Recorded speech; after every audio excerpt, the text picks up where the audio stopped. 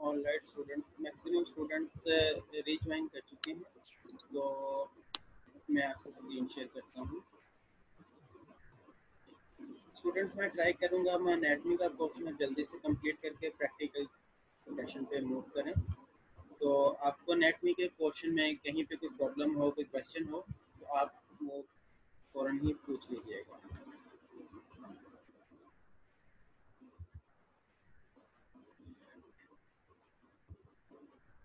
हमने rector spiny group में दो मसल्स की बात कर ली थी। हमारे पास जो थर्ड मसल है डेट इज स्पाइनलिस। अब इसका भी आप एक्शन देखेंगे तो सेम एक्शन है कि ये एक्सटेंड करता है वर्टिब्रल कॉलम को बायलैटरली, और साथ में ये रोटेट करता है हेड एंड नेक को टुवर्ड्स ऑपोजिट साइड। तो ये यूनिलैटरल एक्शन है। बाकी हर मसल की आपको इनर्वेशंस और वो सारी बेसिक्स वो खुद से भी आपकी पता होनी चाहिए। बाकी ये यहाँ पे लिखे हैं, जब आपसे मैं स्लाइड शेयर कर दूंगा तो आप इसको देख लीजिएगा। हमारे पास नेक्स्ट मसल है मल्टीफिडाई। अब मल्टीफिडाई मसल, इसका मेजर फंक्शन क्या है? ये भी एक्सटेंड कर रहा है। ये जितने लोअर बैक के मसल्स हैं इन सब का फंक्शन एक्सटेंशन के ऊपर है या स्टेबल कर रहे हैं। तो एक्सटेंड करता है वर्टिब्रल कॉलम को बायलैटरली मल्टीफिडाई, और रोटेट करता है vertebra towards opposite side. General function हर एक के लिखे हैं, और इसमें किसी भी मसल के ऊपर जब उसका फंक्शन डिस्टर्ब होगा, उसकी बायोमैकेनिक्स डिस्टर्ब होगी, मसल वीक होगा, तो स्टेबिलिटी के अंदर प्रॉब्लम आएगा। यहाँ पे अक्सर स्टूडेंट्स क्वेश्चन पूछते हैं कि सर डिस्क स्लिप हो सकती है इन मसल्स की वीकनेस की वजह से, या सर कोई इसमें बोनी इंजरी हो सकती है इन मसल्स के प्रॉब्लम की वजह से।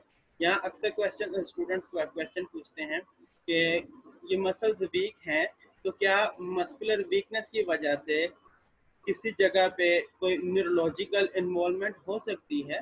तो इन सारे क्वेश्चंस का एक सिंपल आंसर है यस। जब मसल्स प्रॉपर काम नहीं करेंगे, मसल्स की वर्किंग प्रॉपर नहीं होगी, तो उसके साथ में जितने भी आपके स्पाइन से रिलेटेड कॉम्प्लिकेशंस हैं, इंडिके कंडीशंस हैं, वो सारी रिलेट कर सकती हैं। पता कैसे चलेगा?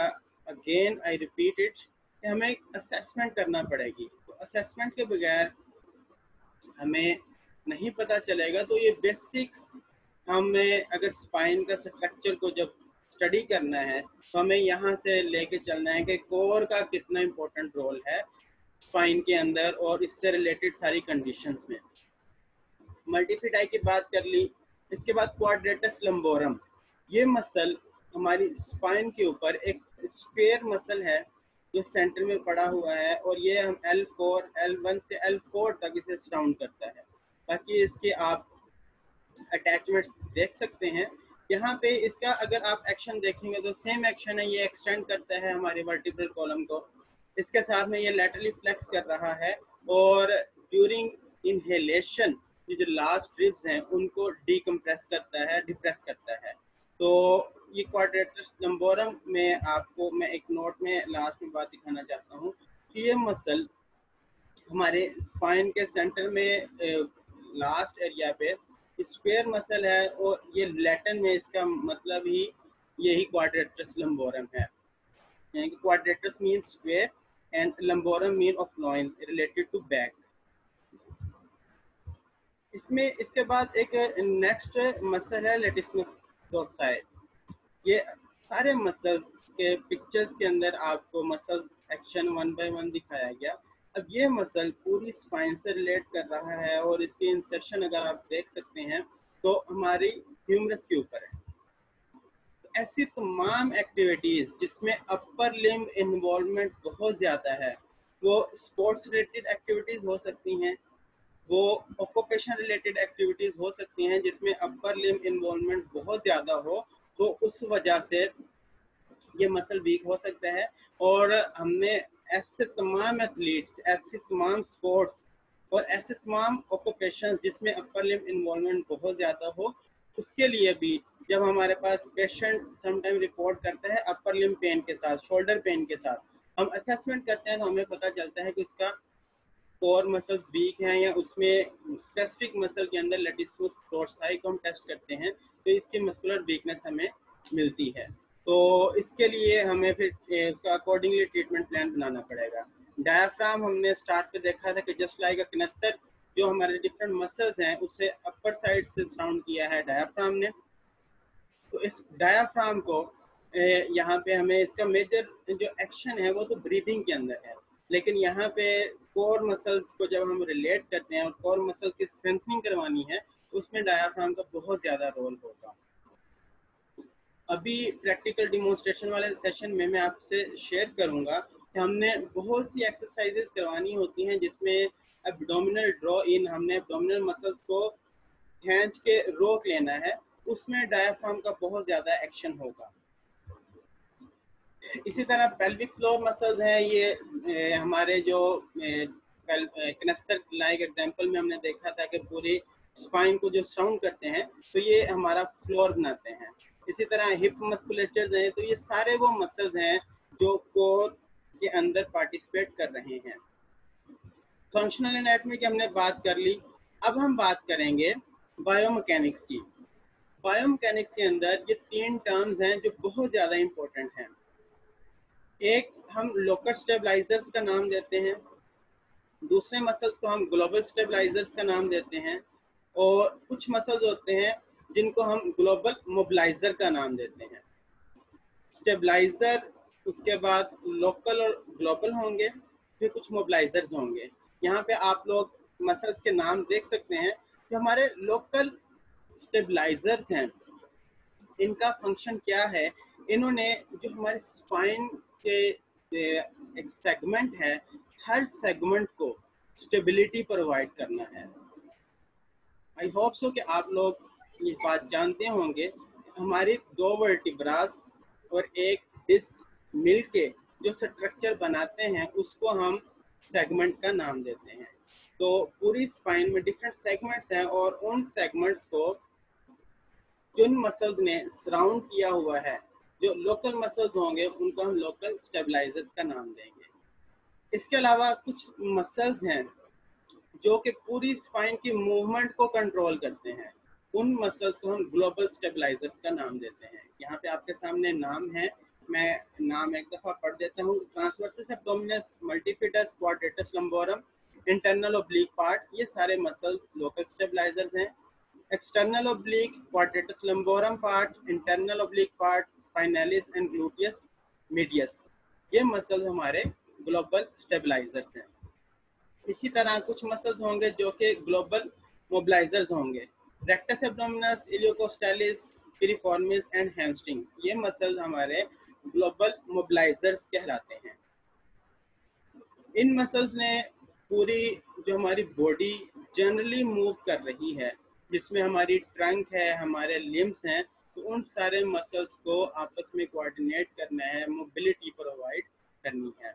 तो जितने हमारे बॉडी के मसल्स हैं रिलेटेड टू स्पाइन, उनकी बायोमैकेनिक्स के पॉइंट ऑफ व्यू से उनको हमने 3 टर्म्स के अंदर डिवाइड कर दिया। हमारे पास पंजाबी ये एक फिजियोथेरेपिस्ट थे, इंडियन थे, जिन्होंने 1992 के अंदर एक कॉन्सेप्ट दिया।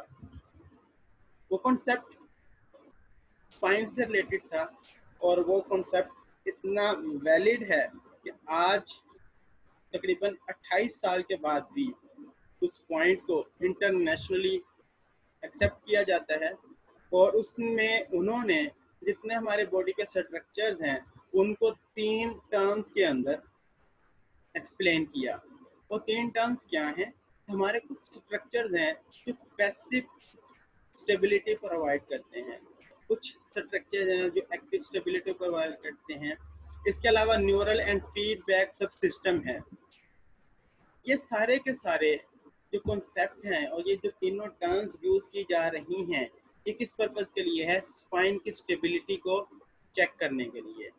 अगर हम पैसिव स्ट्रक्चर्स की बात करें, इसमें vertebras, disc, joint capsule and ligaments, वो स्ट्रक्चर्स जिनमें मूवमेंट बहुत कम है, वो पैसिव स्ट्रक्चर्स हैं। एक्टिव स्ट्रक्चर्स जो मसल्स जिन्होंने उन स्ट्रक्चर्स के ऊपर मोबिलिटी प्रोवाइड करनी है, मूवमेंट प्रोवाइड करनी है। उसमें मसल्स होंगे, टेंडन्स होंगे, जिन्होंने पूरी स्पाइनल कॉलम को सराउंड किया हुआ है।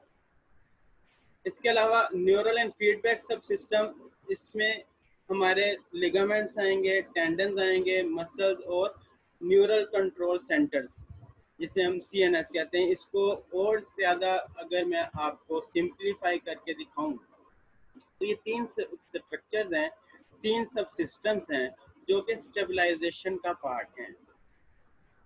इसमें 2 बातें तो स्टूडेंट्स बहुत इजीली अंडरस्टैंड कर लेते हैं कि ये हमारे एक्टिव स्ट्रक्चर्स में मसल्स हैं जिन्होंने एक्टिवली मूव करना है, और उनकी मूवमेंट से हमें पता चलेगा कि हमारे स्ट्रक्चर्स कौन से इन्वॉल्व हो रहे हैं। और पैसिव स्ट्रक्चर्स जो कि वर्टिब्रास, फेसेट जॉइंट्स वहाँ पे पार्टिसिपेट कर रहे हैं। यहाँ पे न्यूरल कंट्रोल बहुत ज़्यादा इम्पोर्टेंट है, जिसे हम क्लिनिकल सेटिंग में समटाइम्स नाम दे देते हैं पेशेंट एजुकेशन का, समटाइम्स हम इसी बात को नाम दे देते हैं पेशेंट मोटिवेशन का, समटाइम्स हम टर्म यूज़ करते हैं काउंसलिंग का।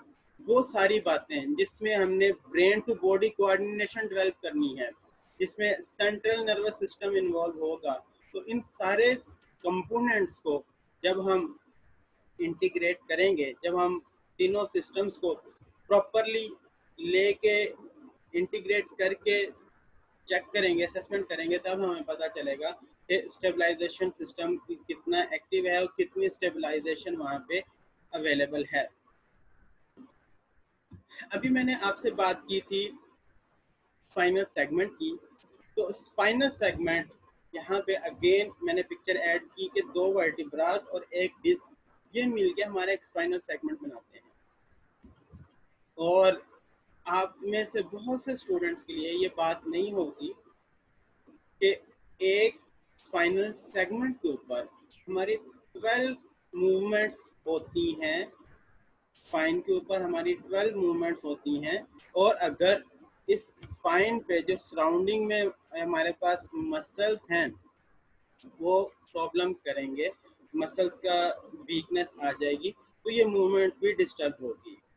और इन्हीं मसल्स के इक्विलिब्रियम डिस्टर्ब होने की वजह से ये मूवमेंट्स लॉस होंगी, और इन मूवमेंट्स को हो सकता है एक साइड पे ये हमारे पास हाइपरट्रोफी हो जाए और दूसरी साइड पे हाइपोमोबिलिटी होगी, और दूसरी साइड पे हाइपर मोबिलिटी हो सकती है। तो मोबिलिटी को चेक करने के लिए फिर हमें दोबारा से कंप्लीट असेसमेंट करना पड़ेगी। तो ये हमने तीनों जो सिस्टम्स अभी पढ़े हैं, उन तीनों को कोऑर्डिनेटेड अप्रोच में अंडरस्टैंड करना है। हमारे पास इंट्रा एब्डोमिनल प्रेशर किस तरह से जनरेट होता है, जब भी विजरल ऑर्गन्स को हम कंप्रेस करेंगे, हम पुश करेंगे, तो हमारे पास यहाँ पे जितने इंटरनल मसल्स हैं उनके ऊपर प्रेशर आएगा। और ये प्रैक्टिकली अभी हम देखते हैं कि इन मसल्स को कंप्रेस करने से, ब्रीदिंग पैटर्न को इन्वॉल्व करने से एब्डोमिनल मसल्स को किस तरह से हम ट्रेन कर सकते हैं और किस तरह से हम उसकी स्ट्रेंथनिंग करवाते हैं।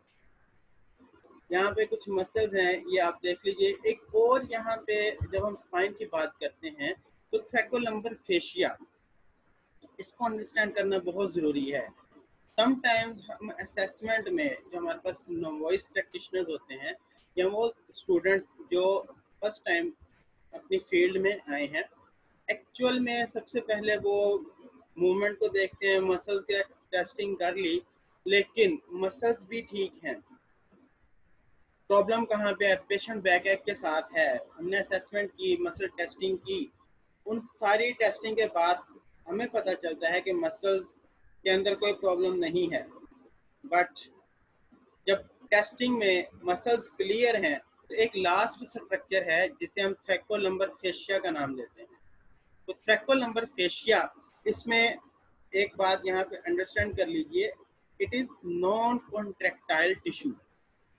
ये कॉन्ट्रैक्टाइल नहीं करता, बट ये पूरी हमारी स्पाइन को स्टेबिलिटी प्रोवाइड कर रहा है।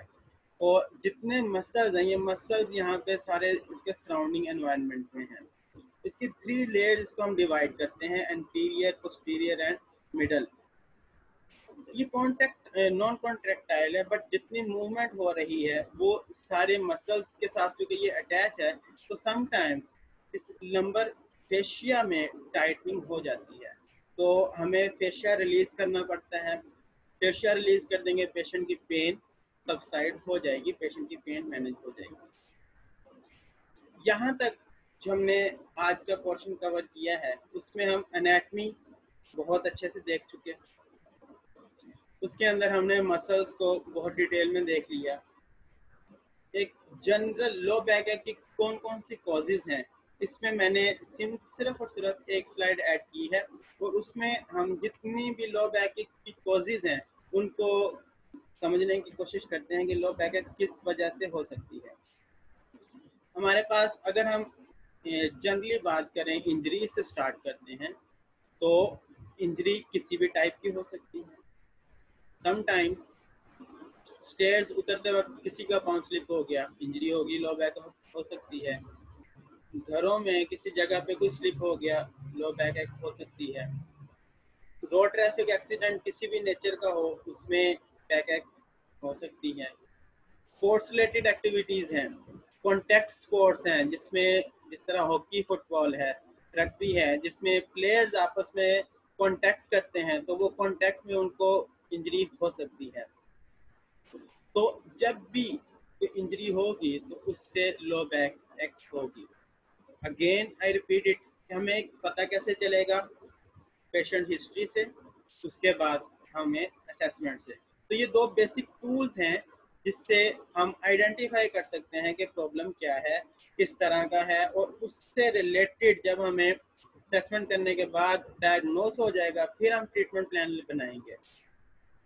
और यहाँ पे मैं अगेन एक बात रिपीट कर दूँ, ट्रीटमेंट प्लान के अंदर बहुत से प्रोटोकॉल्स होते हैं और बहुत सी बातें होंगी, लेकिन कोर स्ट्रेंथनिंग प्राइम इम्पोर्टेंस होगी। आप बाकी सारे काम कर रहे हो, कोर को स्ट्रेंथन नहीं कर रहे, तो आपका बाकी ट्रीटमेंट प्लान भी फेल हो जाएगा।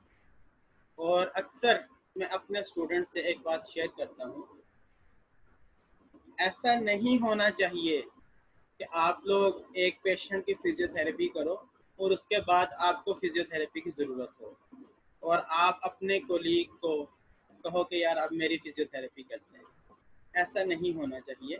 तो फिजियोथेरेपिस्ट को खुद भी फिट होना चाहिए, और पूरे बॉडी की फिटनेस के लिए प्राइम इम्पोर्टेंस है हमारे कोर मसल्स, जिसकी हमने आज ट्रेनिंग करना है। इसके अलावा अगर हम बात करेंगे तो कैंसर एंड मेटास्टेसिस एक मोस्ट कॉमन प्रॉब्लम है कैंसर के अंदर। बाकी पूरे बॉडी पेन के साथ साथ लो बैक एक होती है। बोनी डिसऑर्डर्स, बोनी डिजीजेज, जिसके अंदर हम ओए की बात कर लें, इसी तरह आरए की बात करें, ओस्टियोपोरोसिस की बात करें, रिकट्स की बात करें, मल्टीपल डिसऑर्डर्स हैं जिसमें बोन डिजीजेज की वजह से लो बैक एक होती है। मैकेनिकल प्रॉब्लम बहुत ज़्यादा है, इसमें हिस्ट्री से ही पता चलेगा कि मैकेनिकल इंजरी किस टाइप की है। मैं एक बात यहाँ पे आपको बताता चलूँ, विप्लैश इंजरी आप लोगों ने पढ़ा सुना होगा अपने स्टडी के दौरान। तो वो विप्लैश इंजरी एक सिंपल सा मैकेनिज्म है कि जी आपकी कार ने किसी दूसरी कार को हिट किया, या आपकी कार रुकी हुई थी और पीछे से किसी ने हिट किया, दोनों में मैकेनिज्म डिफरेंट है। इसी तरह जब गेम्स हो रही होती हैं तो गेम्स के दौरान किसी स्पोर्ट्स एक्टिविटी में प्लेयर जब हिट करते हैं तो उनका वो हिटिंग मैकेनिज्म हमें एक्सप्लेन करता है कि जी उनका इंजरी किस तरह से हो सकती है। तो मैकेनिज्म ऑफ इंजरी बहुत इंपॉर्टेंट है, ये बात लाजमी याद रखिएगा। और आप लोगों में से जो लोग आगे मास्टर्स में आएंगे और मास्टर्स में वो स्पोर्ट्स में आते हैं, और स्पोर्ट्स रिलेटेड एक्टिविटीज़ में सबसे ज़्यादा प्रॉब्लम मैकेनिज्म की वजह से हमें आइडेंटिफाई होता है कि प्लेयर की इंजरी किस टाइप की है। या आपके क्लिनिकल सेटिंग में जब भी पेशेंट आपके पास आएगा तो हमने जब हिस्ट्री लेनी है तो हम हिस्ट्री में मैकेनिज्म समझने की ज़रूर कोशिश करते हैं। हम उससे इस तरह के क्वेश्चन ज़रूर पूछते हैं, हमें ये बात पता चल सके कि जी उसकी इंजरी किस तरह से हुई थी। तो मैकेनिकल मल्टीपल प्रॉब्लम्स हैं जिसकी वजह से लो बैक एक हो सकती है। इसके अलावा यहाँ पे एक टर्म ऐड की है failed back syndrome.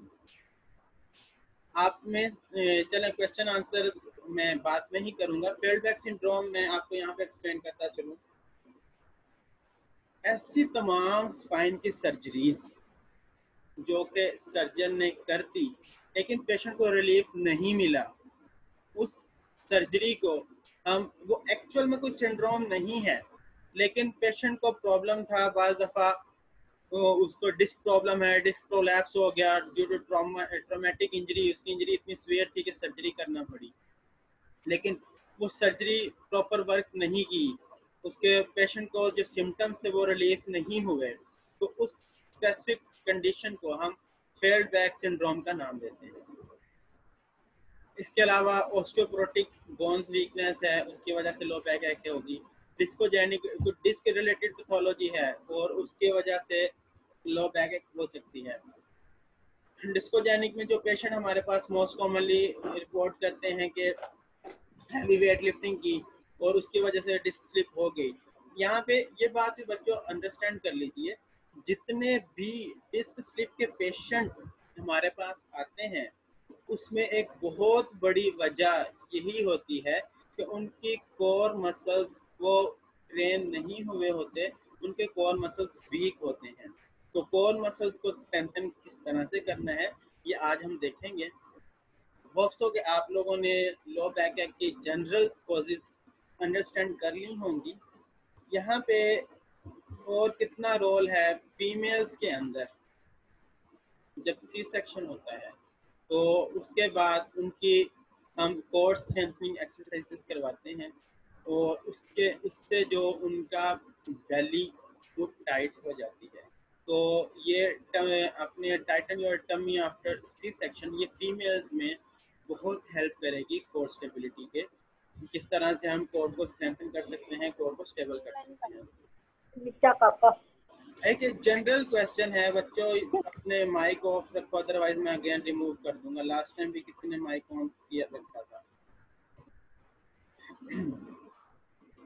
All right, यहाँ पे ये एक बहुत इंटरेस्टिंग एडिशन किया है मैंने।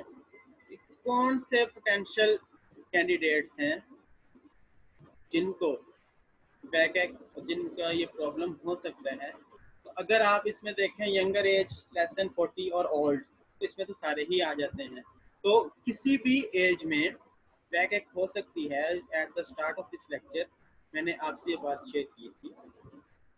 और इस ऐसे वो लोग जिनकी फ्लेक्सिबिलिटी बहुत ज़्यादा है, तो उनके अंदर ये प्रॉब्लम हो सकता है। तो उनको कुछ हम टेस्ट करते हैं, अगर उनके इंस्टेबिलिटी टेस्ट कंडक्ट किए और वो पॉजिटिव हैं तो उसमें ये प्रॉब्लम होगा।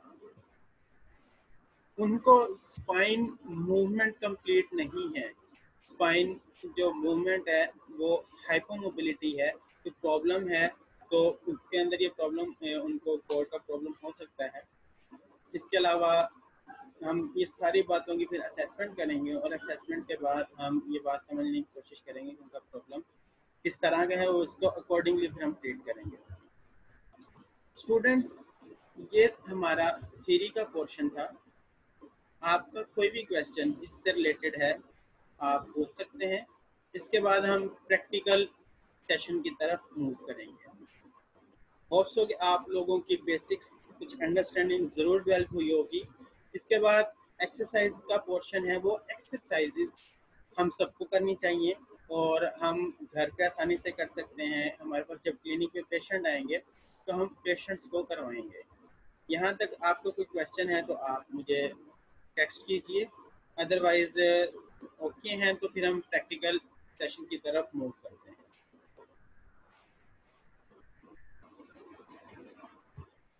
ये स्टूडेंट्स किसी का कोई क्वेश्चन नहीं है?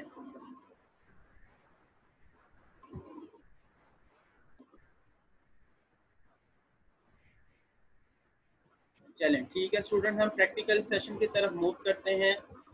मैं आपसे दूसरी स्क्रीन शेयर करता हूँ। हमने कोर मसल्स के बेसिक्स थ्योरी, एनाटमी, वो सारी बातें अंडरस्टैंड कर ली हैं।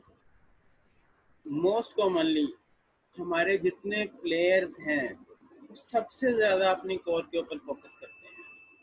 यहाँ पे आपके सामने हमारे कुछ क्रिकेट के प्लेयर्स हैं, उनका ट्रेनिंग सेशन दिखाया गया है। वो जिम बॉल के ऊपर अपने आप को ट्रेन कर रहे हैं।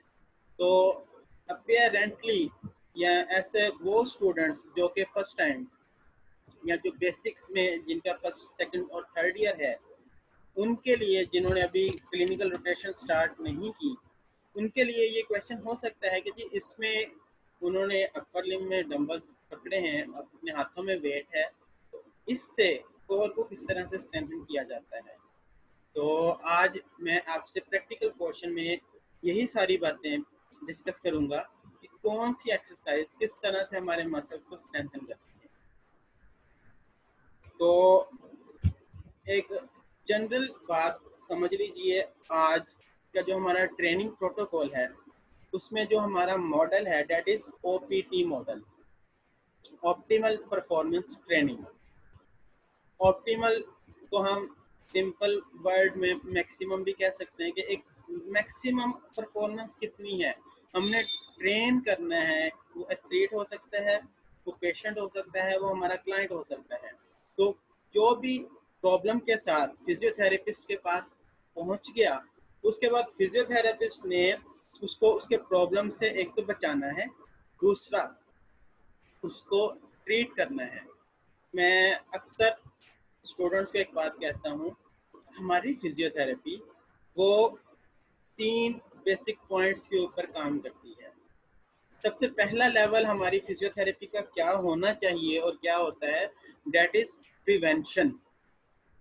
हमने प्रिवेंट करना है हर तरह की इंजरी को, हमने प्रिवेंट करना है अपने क्लाइंट्स को किसी भी तरह के प्रॉब्लम से होने से उनको बचाना है।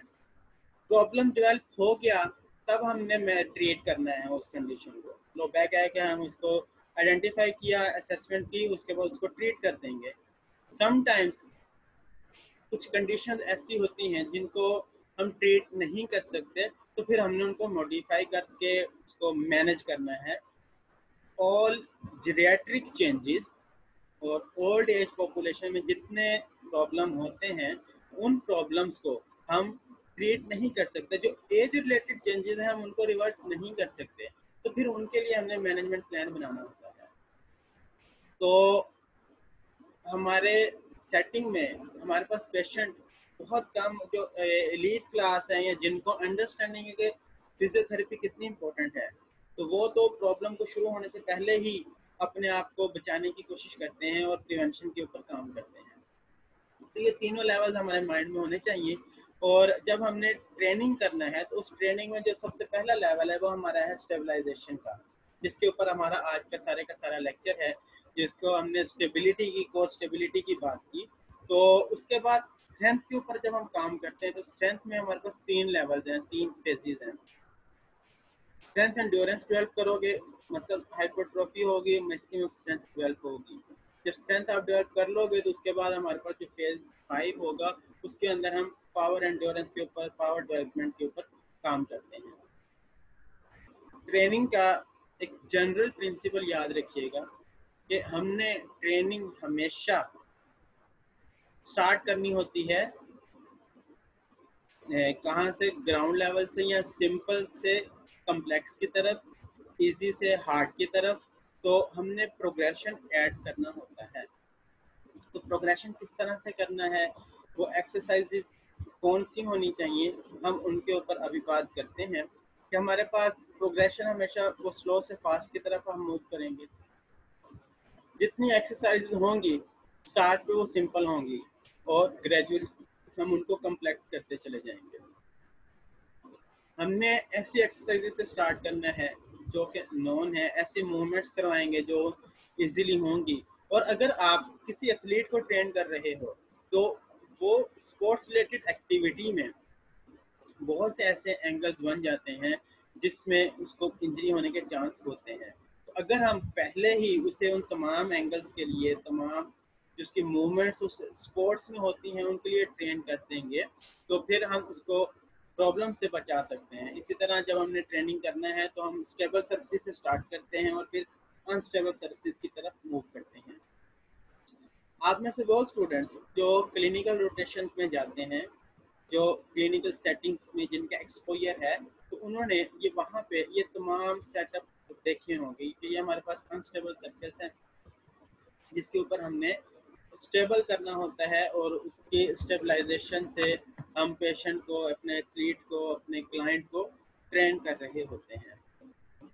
हमने जब ये ट्रेनिंग प्रोग्रेशन करना है तो हम फॉर्मल मोटर लर्निंग से स्टार्ट करते हैं, फिर फंक्शनली हम उसको प्रोग्रेस करते हैं, फिर स्पोर्ट्स स्पेसिफिक अगर हमारे पास एथलीट है तो उसको स्पोर्ट्स रिलेटेड जो एक्टिविटीज़ होंगी वो हम ट्रेन करवाएंगे। असेसमेंट ऑफ कोर, मैंने आपसे शुरू में बात की थी कि हम प्रैक्टिकल पोर्शन में असेसमेंट करेंगे कि असेसमेंट किस तरह से की जा सकती है। और आज का लेक्चर शुरू होने से पहले मैंने आपसे एक बात की थी कि मैं कुछ एक्टिविटीज़ करवाऊंगा। तो हमारी जो असेसमेंट है, पहला पॉइंट वो एक्टिविटी बेस्ड टेस्ट होते हैं कुछ, जो कि फिजियोथेरेपिस्ट अपने क्लिनिकल सेटिंग में उन टेस्ट को अप्लाई करते हैं और उन टेस्ट से हमें ये बात पता चलती है कि प्रॉब्लम है या नहीं है, उसकी कोर स्ट्रेंथन है या नहीं है। कुछ मैनुअल टेस्ट होते हैं जो फिजियोथेरेपिस्ट परफॉर्म करता है। इसके अलावा EMG स्टूडेंट्स एक टेस्ट है जो कि टर्शरी केयर सेटिंग्स के अंदर अवेलेबल होता है। वहाँ पे हम मसल टेस्टिंग करते हैं, इलेक्ट्रोमायोग्राम ड्रॉ किया जाता है और इसमें नीडल्स और इलेक्ट्रिकल मसल एक्टिविटी चेक की जाती है। तो ये एक स्पेशल टेस्ट है जो कि किसी न्यूरोलॉजिकल इन्वॉल्वमेंट में पेशेंट की इंजरी बहुत ज़्यादा है उस वक्त किया जाता है। आजकल एक और बहुत एडवांस सेटअप के अंदर अल्ट्रासाउंड जो है डायग्नोस्टिक पर्पस के लिए वो यूज़ किया जाता है। हमारी फिजियोथेरेपी में जो हम अल्ट्रासाउंड करते हैं वो थेरेप्यूटिक अल्ट्रासाउंड होता है, आप लोग ये बात जानते होंगे। तो हम ट्रीटमेंट पर्पस के लिए उस अल्ट्रासाउंड को यूज़ करते हैं, बट जो डायग्नोस्टिक अल्ट्रासाउंड है वो जो मेडिकल स्पेशलिटीज़ दूसरी हैं वो यूज़ करते हैं। इसी तरह डायग्नोस्टिक अल्ट्रासाउंड और फिजियोथेरेपी में भी यूज़ किया जाता है। तो उससे हमें मसल्स को टेस्ट करने के अंदर बहुत हेल्प मिलती है। वो स्टूडेंट्स जो हमारा आज का लेक्चर बहुत अच्छे से सुन रहे हैं, मैं चाहूँगा कि वो एक्टिवली पार्टिसिपेट करें। हम जो एक्टिविटी बेस्ड टेस्ट हैं कि मैं आपसे यहाँ पे शो करूँगा कि ये हम किस तरह से करते हैं, और स्टूडेंट्स मेरे साथ अपने अपने घरों में ये टेस्ट करिएगा और मुझे उसका आपने अपना टाइम नोट करना है, उसका टाइम आप यहाँ पे मैसेज कीजिएगा कि आपका वो टाइम कितना आया। जो पहला टेस्ट है ये हम करते हैं बैक एक्सटेंसर्स को चेक करने के लिए। इसमें हमें हेल्प चाहिए, कोई हमें यहाँ से सपोर्ट करे, और जो हमारे पास हमारा एथलीट होगा, हमारा क्लाइंट होगा, हमारा पेशेंट होगा, उसको हम काउच से ऑफ कर देंगे और उसके बाद हमने टाइम नोट करना है। आइडियली जो मैंने ये टाइम आपसे शेयर किया है 161 सेकेंड्स, ये लिटरेचर प्रूव्ड है, इसको रिसर्च कंडक्ट की गई और रिसर्च कंडक्ट करने के बाद जितने एथलीट्स थे उनका एवरेज टाइम पीरियड निकाला गया और एवरेज एक वैल्यू हमें मिलती है कि मैक्सिमम 161 सेकेंड्स ये एथलीट्स को इतना होल्ड करना चाहिए। तो ये बैक एक्सटेंशन टेस्टिंग है। इसके लिए आपको किसी पार्टिसिपेंट की ज़रूरत पड़ेगी। तो नेक्स्ट जो टेस्ट है वो आप इंडिविजुअली परफॉर्म कर सकते हैं। इसको हम प्लैंक टेस्ट भी कहते हैं। 120 से 180 सेकेंड्स होल्ड के साथ, यानी कि 2 से 3 मिनट्स होल्ड के साथ जो ये परफॉर्म कर लेता है तो उसकी कोर स्टेबल है। तो आप में से कोई स्टूडेंट्स जो अभी हमारे साथ इस एक्टिविटी को अगर परफॉर्म करें, आप लोग मोबाइल पे अपनी स्टॉप वॉच ऑन करिए और स्टॉप वॉच ऑन करने के बाद आप ये प्लैंक करें और उस प्लैंक का टाइम शेयर करिए।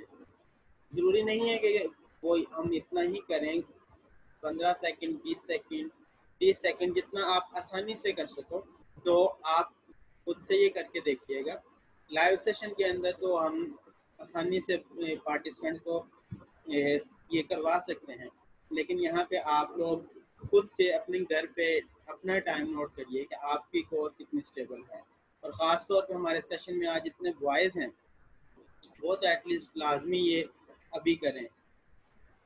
तो अगर पार्टिसिपेंट्स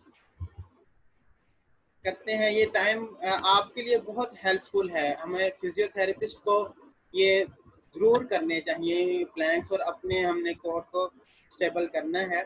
इसके अलावा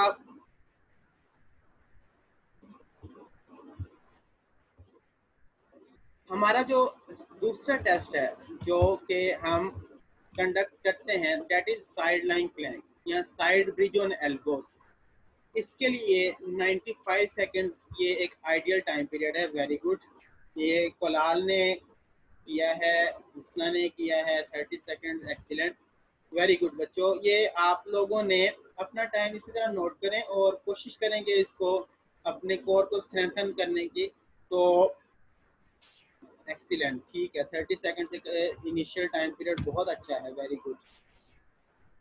चलें, इसी तरह हमने 95 सेकंड्स होल्ड के साथ ये अपना टाइम नोट करना है। ये साइड लाइन प्लैंक होगा, और जो लास्ट है ये हमारा एब्डोमिनल टेस्टिंग है, इसमें 136 सेकंड्स। अब स्टूडेंट्स यहाँ पे एक बात ध्यान से देखिए, मैंने हर जगह एरोज शो किए हैं। तो जब भी आप लोगों ने ये एक्सरसाइजेस परफॉर्म करना है तो एंगल लाजमी ख्याल रखिएगा। मैं दो बातें स्टूडेंट से बहुत बार बार शेयर करता हूँ। एक तो फिजियोथेरेपिस्ट वो बाकी तमाम मेडिकल प्रोफेशनल से किस तरह डिफरेंट हैं कि वी हैव मैजिकल हैंड्स।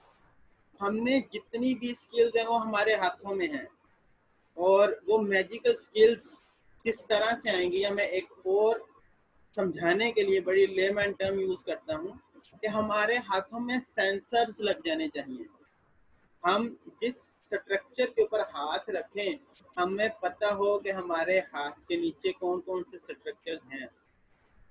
तो वो सारे का सारा काम किस तरह से पता चलता है हमारी पेशेंट डीलिंग के साथ, हमारा क्लिनिकल एक्सपोजर के साथ। और दूसरी बहुत इंपॉर्टेंट बात, वो फिजियोथेरेपी के एंगल होते हैं, फिजियोथेरेपिस्ट की पोजीशन, पेशेंट की पोजीशन। तो फिजियोथेरेपिस्ट एंड पेशेंट पोजीशन बहुत मैटर करती है। तो ये आपके सामने मैंने एक मॉडल के ऊपर परफॉर्म किया। तो इसमें एरोज देखिए कि आपने स्ट्रेट रखना है, एब्डोमिनल्स ड्रॉइन रखने हैं, नी के आप इस तरह एंगल होना चाहिए, और यहाँ पे ये एक ट्रायंगल आपका एंगल इस तरह से सेट होना चाहिए। स्टूडेंट्स, ये मीटिंग हमारी एंड होने लगी है, तो इसके बाद आप फौरन से रीज्वाइन करिएगा। आगे कुछ एक्सरसाइज हैं वो हम कंप्लीट करते हैं, तो हमारा आज का सेशन एंड होगा। ये मीटिंग एंड हो तो आप फौरन से इसको रीज्वाइन करिएगा।